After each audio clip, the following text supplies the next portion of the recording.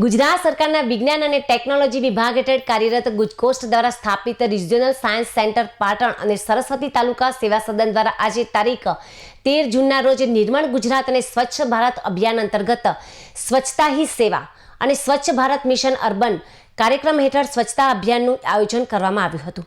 કાર્યક્રમનો મુખ્ય હેતુ સ્વચ્છતા પ્રત્યે જનજાગૃતિ ફેલાવવાનો તેમજ સ્વચ્છ અને સ્વસ્થ પર્યાવરણના નિર્માણ માટે લોકોમાં જવાબદારીની ભાવના વિકસાવવાનો હતો। સ્વચ્છતા અભિયાન દરમિયાન સાયન્સ સેન્ટર તથા મામલતદાર કચેરીના અધિકારીઓ, કર્મચારીઓ તેમજ અન્ય લોકોએ ઉત્સાહભેર ભાગ લીધો હતો। આ કાર્યક્રમ અંતર્ગત સાયન્સ સેન્ટર અને સરસ્વતી તાલુકા સેવા સદનના કેમ્પસ તેમજ આજુબાજુના રસ્તાઓની સાફ સફાઈ કરવામાં આવી હતી।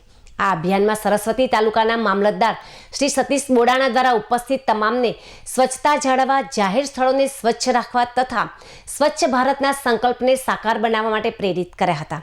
અંતે સાયન્સ સેન્ટરના પ્રોજેક્ટ ડાયરેક્ટર ડોક્ટર સુમિત શાસ્ત્રીએ જણાવ્યું હતું કે સંસ્થાઓની સ્વચ્છતા એ માત્ર એક દિવસની પ્રવૃત્તિ નહીં પરંતુ દૈનિક જીવનશૈલીનો અભિન્ન ભાગ બનવી જોઈએ।